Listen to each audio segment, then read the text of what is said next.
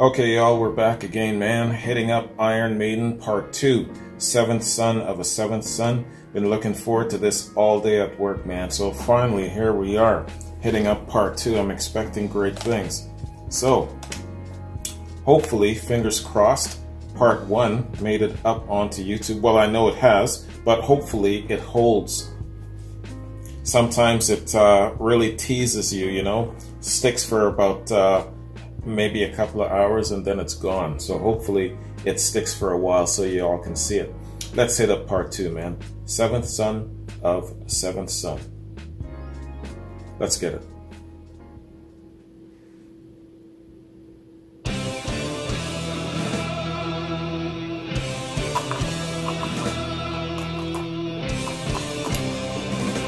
Here's to a long ass day and finally being able to relax.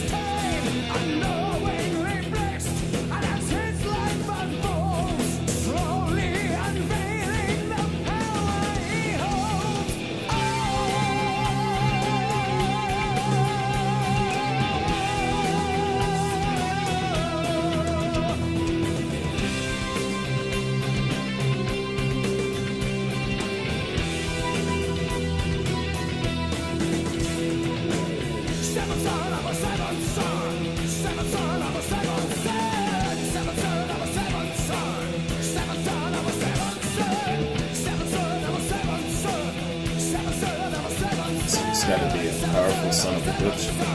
He's the seventh son, and his father was the seventh son.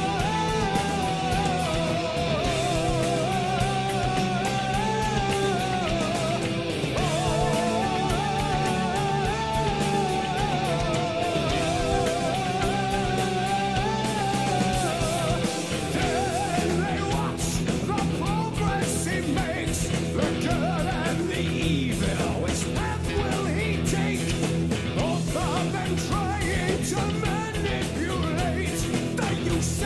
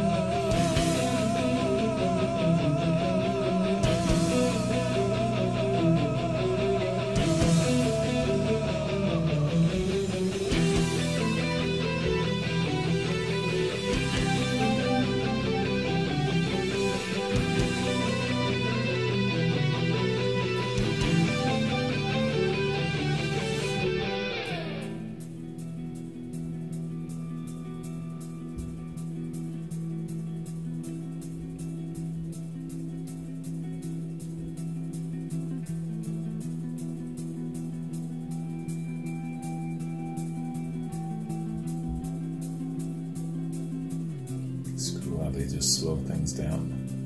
It makes you focus and pay attention.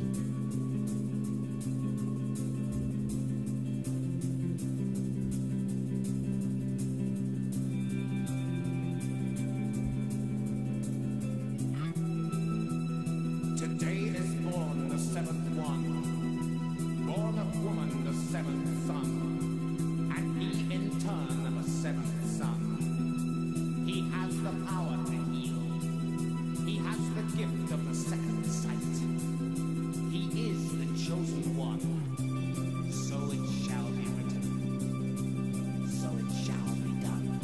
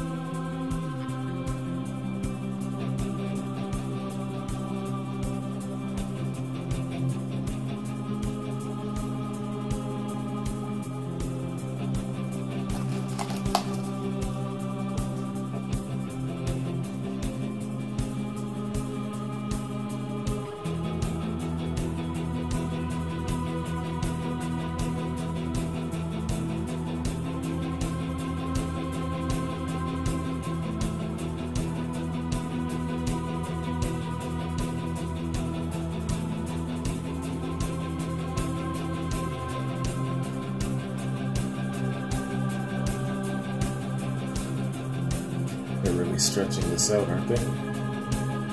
Making you think of and visualize the story.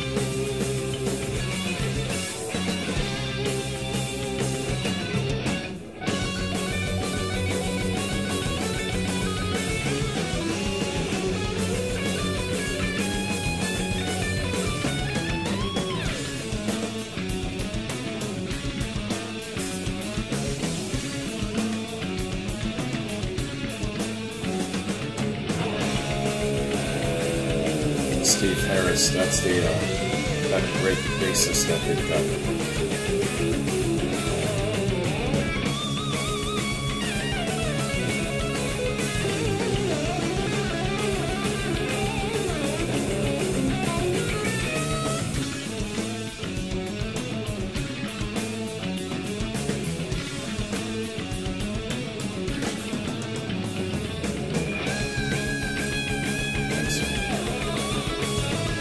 These power riffs, man.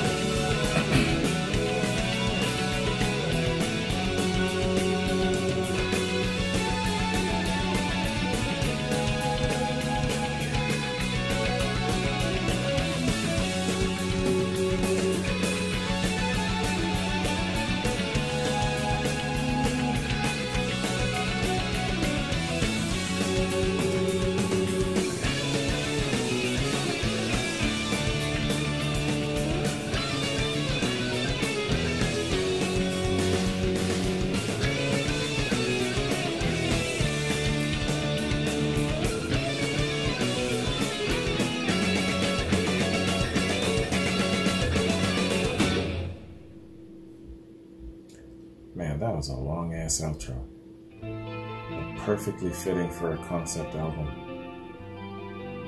They're trying to get you to think about the story being told.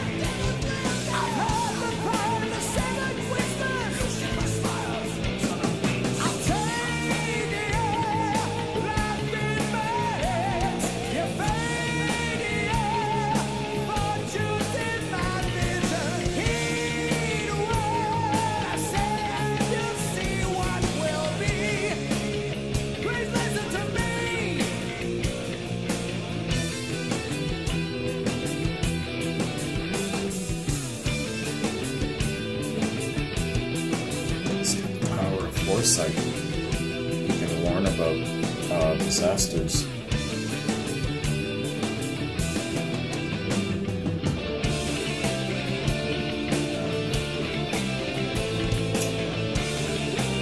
So here they are in the song before, sitting to wait and see what he's going to turn out to be. He turns out to be a source of good. He's trying to help them out, and they're not listening. Human nature, predictable.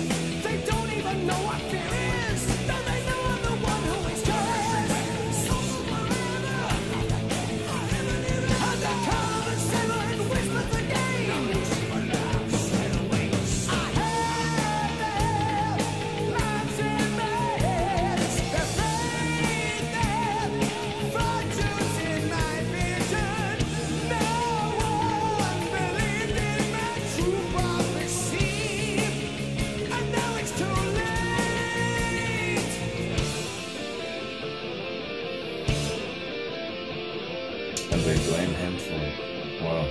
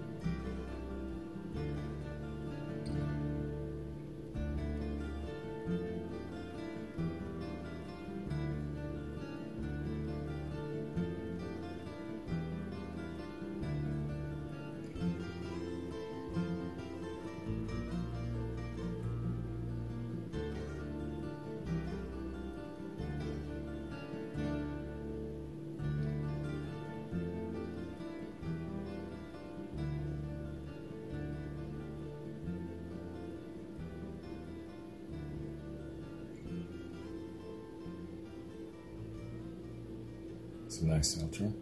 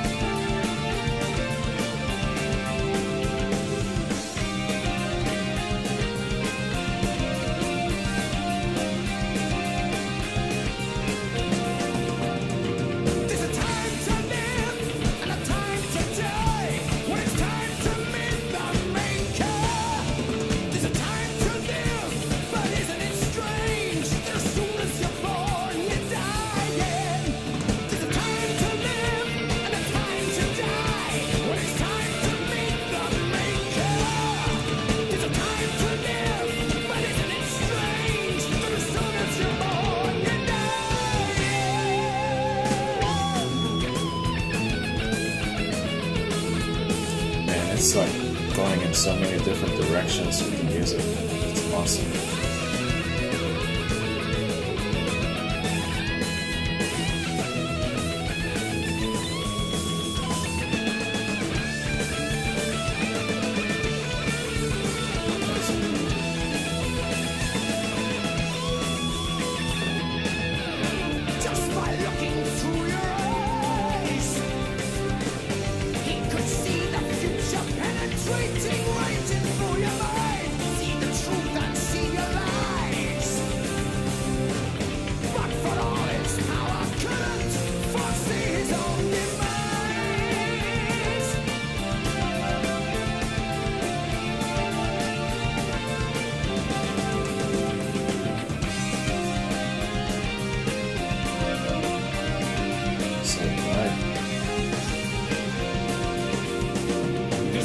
See you someday.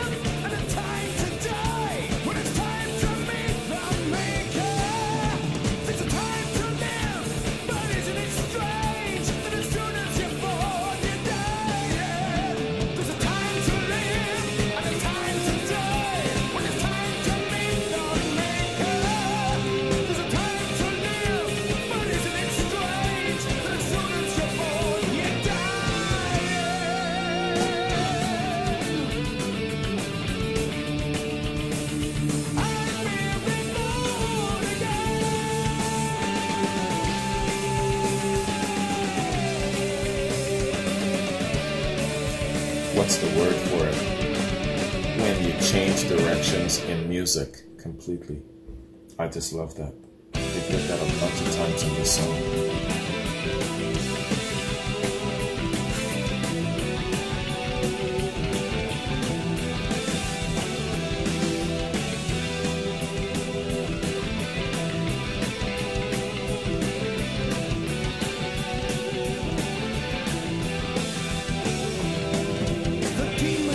Mind will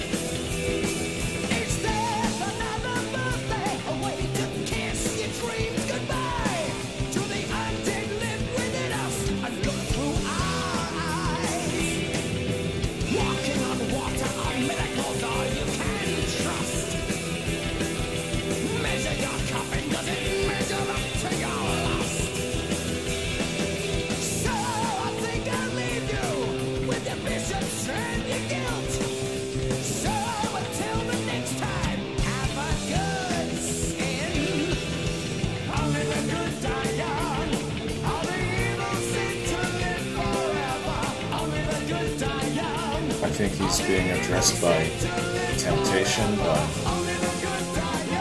the evil force, Satan, the devil, whatever.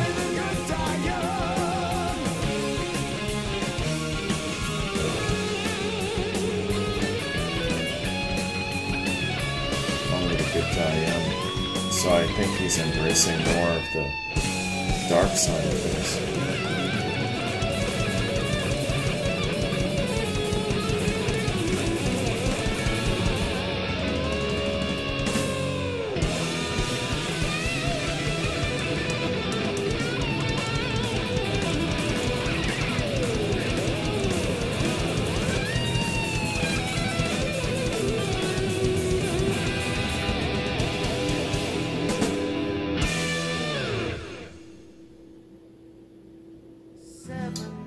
Sins, 7 ways to win, 7 holy paths to hell, 7 downward slopes, 7 bloodied hopes, 7 are your burning fires, 7 your desires.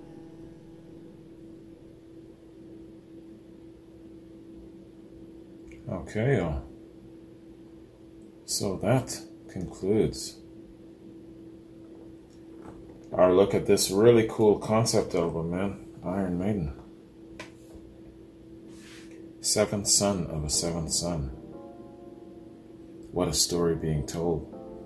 And in the end, I think he went the Anakin route, decided to embrace the dark side of things. I don't know. All of these different passages come into my mind. I can't remember. I think it might have been Madonna who said it, that it's only the misbehaved divas are remembered in history. So, you know, you kind of sometimes go in the... I'm always saying embrace the dark side. You embrace the dark side. It seems like there's more fun on the dark side. I don't know. For whatever reason, he decided to probably go with more the dark side than the light. He tried being good. He tried being on the side of virtue and all of that sort of thing. People threw it in his face, and it seems that it takes a lot more effort to be good, you know. So he just decided to just, you know, say the hell with it and just embrace the dark side. I think that's kind of like the gist of it. Maybe it's not that simplistic, but that's what I'm getting. Really, really good, man. It reminds me some of these songs, you know, especially I would say Can I Play With Madness and 7th Son of a 7th Son specifically reminds me of this novel that I read, Piercing the Darkness, Frank Peretti. And, you know, it's about spiritual warfare, good versus evil, angels versus demons, and they have a vested interest over the affairs of man and man's soul. And so this one particular person, Sally Beth Rowe, she was born into a satanic cult, but along the course of her growing up into adulthood, she had these moments of questions and doubts. And when she had these moments, it empowered the angels to influence her a little bit more. So she started getting a little bit more clarity. And then, of course, she would kind of get these other moments of darkness and all, and it empowered the demons to kind of keep her ignorant. And there was this back and forth battle going on, trying to keep Sally Beth Rowe you know, influenced on either side. It was very, very interesting, like a tug of war over this lady's soul. Anyway, check it out. Piercing the Darkness, Frank Peretti. Really, really good read, but it'll take you a while, man. It's like, I don't know, 400, 500 pages, something like that. I couldn't put the book down for a week. So this 7th son of a 7th son, it reminds me a little bit of that storyline. And it's always that question, you know, should you go on the side of good? Should you go on the side of bad, the dark side? Should you mix it up a little bit? The question he was asking, you know, can I play with madness? I think kind of attributes to that sentiment. But yeah, overall, really, really good story being told here, man. And you know, it would be cool if somebody came along and made some sort of a visual slideshow, you know, in real time to the music, you know, something like that along the way. These concept albums definitely have to be given a little bit more of a spotlight, you know, because they're fantastic, man. And I'm just wondering how many concept albums there are out there, you know what I'm saying? I really, really dig them. I really dig a story being told in song over the entire album. That's really cool shit in my mind. And if I had the power, I would will it that every major rock act give me a damn concept album or a couple.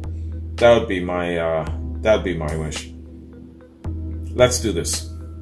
Let's take a look at this album, man, and see what we can learn. If they how they got inclined to do a concept album, why they wanted to do a concept album, how it came about, all of that stuff. Some of the really good stories behind the music. It's just as intriguing to me as the music itself. So let's see what we can learn about this this album, man. All right, it's a lot of information here, damn. Okay. Seventh Son of a Seventh Son is the seventh studio album by English heavy metal band Iron Maiden. It was released on the 11th of April in '88 in the UK by EMI Records and in the US by Capitol Records. Like The Number of the Beast in '82 and later Fear of the Dark in '92, The Final Frontier 2010 and The Book of Souls in 2015, the album debuted at #1 on the UK Albums Chart. The lead single, Can I Play With Madness, was also a commercial success, peaking at #3 in the UK Singles Chart. A concept album inspired by the novel Seventh Son by Orson Scott Card, the record incorporates elements of progressive rock, seen in the length and complex structure of the title track. It was also the first Iron Maiden album to feature keyboards, creating synth effects, which the band introduced on their previous LP, Somewhere in Time in '86. After his contributions were rejected for Somewhere in Time, Seventh Son of a Seventh Son features several songs co-written by lead vocalist Bruce Dickinson, who states that his enthusiasm for the band was renewed during the album's production stages. It was Iron Maiden's last studio record to feature the Peace of Mind era lineup until 2000's Brave New World, with guitarist Adrian Smith leaving the band in January 1990 after he did not approve of the direction the band were aiming for on their next album, No Prayer for the Dying. Okay. Following the album's release, the band embarked on the seventh tour of a seventh tour, in which Derek Riggs' cover art was recreated on stage. The band played over 100 shows, including the Monsters of Rock Festival at Dunnington Park, and recorded the Maiden England video at Birmingham's NEC. From 2012 to 14, the band revisited the Seventh Son era on their Maiden England World Tour. Okay, yeah, let's hit up background writing and concept. We'll get some good information in this area. Damn, it's a lot though. Holy, yeah. It's really a lot. I'm gonna have to bounce around. I can't read it all. Okay. We'll read enough to hopefully get a really good idea of the overall big picture of the album and the concept and the inspiration and all that. So, background writing and concept. The idea to base the album around the folklore concept of the seventh son of a seventh son came to bassist Steve Harris after he read Orson Scott Card's Seventh Son. Harris stated, quote, "It was our seventh studio album and I didn't have a title for it or any ideas at all. Then I read the story of the seventh son, this mystical figure that was supposed to have all these paranormal gifts, like second sight and what have you. And it was more at first that it was just a good title for the seventh album. But then I rang Bruce and started talking about it, and the idea just grew, unquote. After his songwriting contributions were rejected from the band's previous album, Bruce Dickinson felt that his role within the band had diminished as he just became the singer, but felt renewed enthusiasm when Harris explained the concept to him. Quote, I thought, what a great idea, brilliant. And of course, I was really chuffed? Chuffed. What the hell does that mean? Chuffed. I've never heard that word before. And of course, I was really chuffed too, because he'd actually rung me to talk about it and asked me if I had any songs that might fit that sort of theme. So chuffed must mean that he was really stoked. I think that's what that means. I was like, well, no, but give me a minute and I'll see what I can do, unquote. Speaking about the record in later years, however, Dickinson remarked that we almost did something great, explaining that it was only half a concept album. There was no attempt to see it all the way through, like we really should have done. Seventh Son has no story. It's about good and evil, heaven and hell, but isn't every Iron Maiden record? Question mark. Okay. It seems to have a very, very through storyline, though. In addition to Dickinson's return to writing, the album was also notable for its number of co-written pieces, in contrast to its predecessor, with 5 of the 8 tracks being collaborative efforts. According to Harris, this was probably because they spent more time checking up on each other to see what everybody else was up to, just to make sure the story fitted properly and went somewhere. To make sure each song fit with the record's concept, the band drew up a basic outline for the story, which Harris states didn't make the actual writing any easier. I probably took longer over the writing I've done on this album than any other I've done before. But the stuff we all started coming up with, once we'd agreed that we were definitely going for a fully fledged concept album, really startled me. It was so much better than anything we'd done in ages, unquote. Startled him in a good way. Stylistically, Seventh Son of a Seventh Son developed the sounds first heard on Somewhere in Time, although on this occasion, the synth effects were created by keyboards rather than bass or guitar synth. According to Dickinson, the band decided not to hire a keyboard player, but the parts being mainly one-finger stuff from Adrian Smith's guitar. Harris was fond of the development in spite of the fact that the record did not sell as well as its predecessor in the US. Quote, I thought it was the best album we did since Peace of Mind. I loved it because it was more progressive. I thought the keyboards really fit brilliantly because that's the influence I grew up with. And I was so pissed off with the Americans because they didn't really seem to accept it. Everyone said afterwards that it was a European sounding album. I'm not so sure about that. What's a European sounding album? To me, it's just a Maiden sounding album, unquote. Yeah, no kidding, what the hell? Seventh Son of a Seventh Son marked the end of guitarist Adrian Smith's first stint in the band. Okay, so he had a couple of stints with the band. The album and its supporting tour marked the last appearance of Adrian Smith until he returned to the band in '99. The guitarist left during the pre-production stages of the band's following album, 1990's No Prayer for the Dying, as he was unhappy with the more street-level direction the group were taking, professing that he thought we were heading in the right direction with the last 2 albums, and that he thought we needed to keep going forward, and it just didn't feel like that to him. Okay. Yeah, so okay, now we're into production, and it's the longest part. Or not production, sorry, promotion. Okay, and so there's a whole bunch of public appearances and things like that. Let's scroll through that. It's just way too much to read, man. And it's like a whole bunch of dates and all sorts of appearances. Critical reception, let's check that out. The album has received consistent critical praise since its release, with AllMusic rating it 4.5 out of 5 stars, saying that the addition of keyboards restores the crunch that was sometimes lacking in the shinier production of the previous album, and that it ranks among their best work. Sputnik Music scored the album 4 out of 5, and while they state that the band has better releases such as Power Slave and Somewhere in Time, they argue that it is lyrically one of Iron Maiden's finest efforts.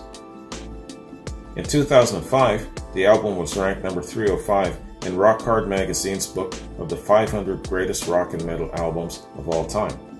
In his biography of the band, Paul Stenning stated, "This lineup of the group hit its peak in 1988. Despite not being a fully fledged progressive album, it ranked number 11 in Loudwire's list of the top 25 progressive metal albums of all time."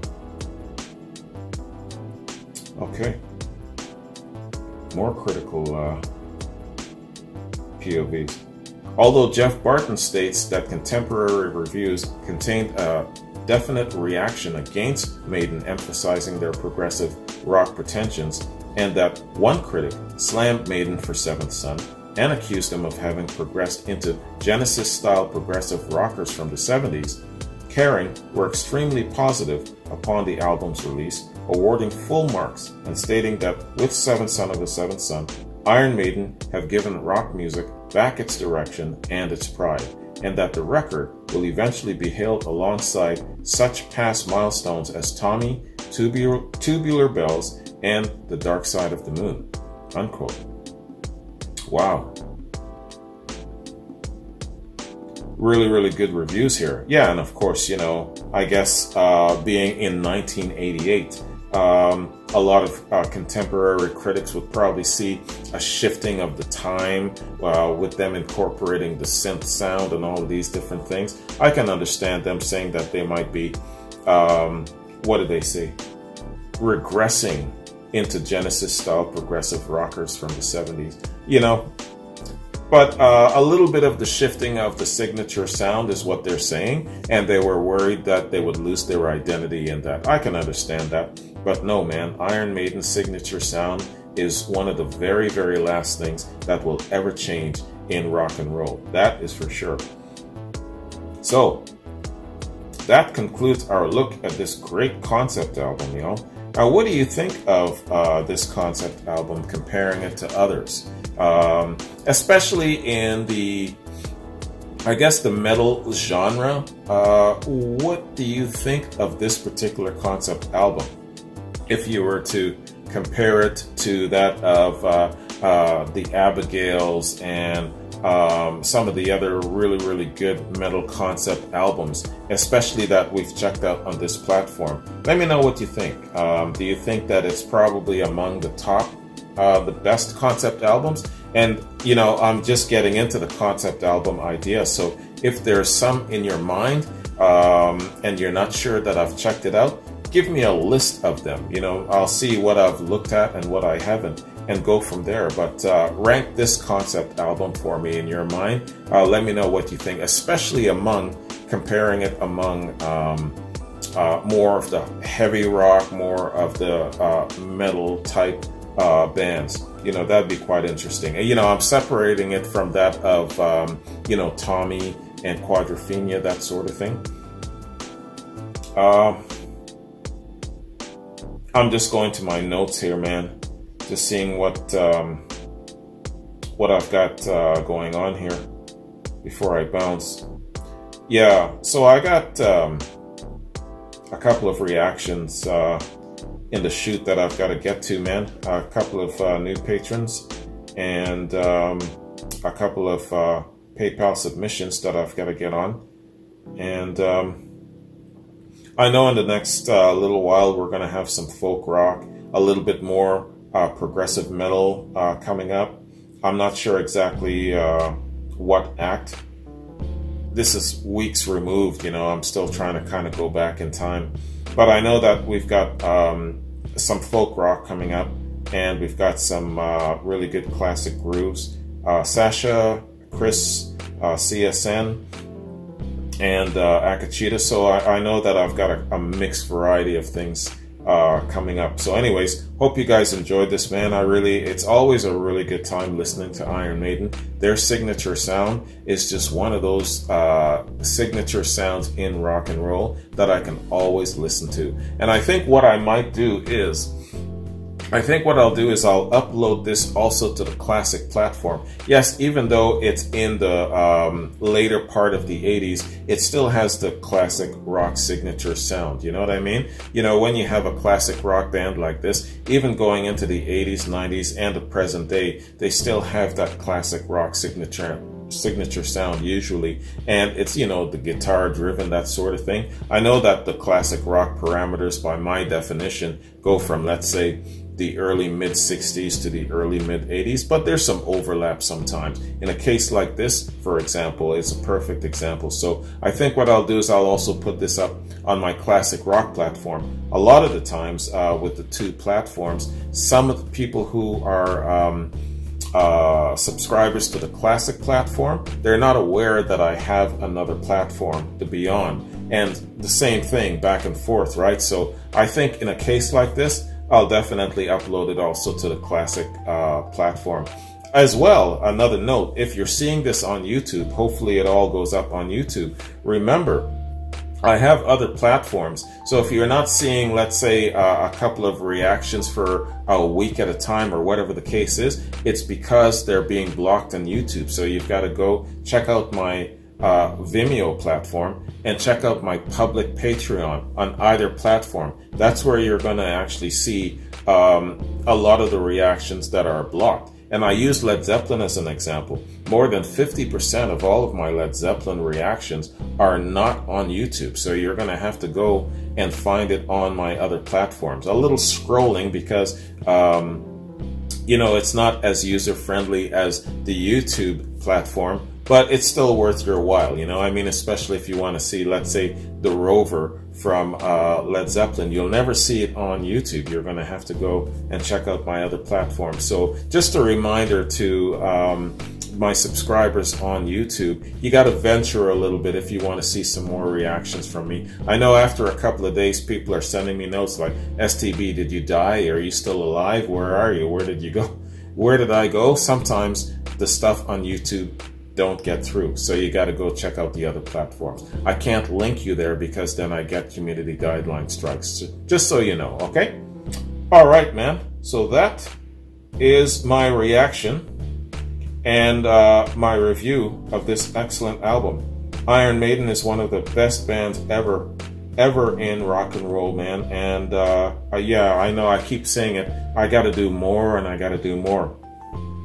One of these good old days, when I quit my full-time job and I do this shit full-time, you're going to be sick of me doing Iron Maiden reactions. But until then, I got to try and squeeze it in as much as I can. So have a good one. Hope you guys enjoyed this. Take care. And I don't know when my next Iron Maiden reaction is going to be, but hey, you send me an Iron Maiden recommendation, I will make the time to react to it. That's basically the best that I can do there. Anyways, have a good one. Take care, and I'll see you later. Peace.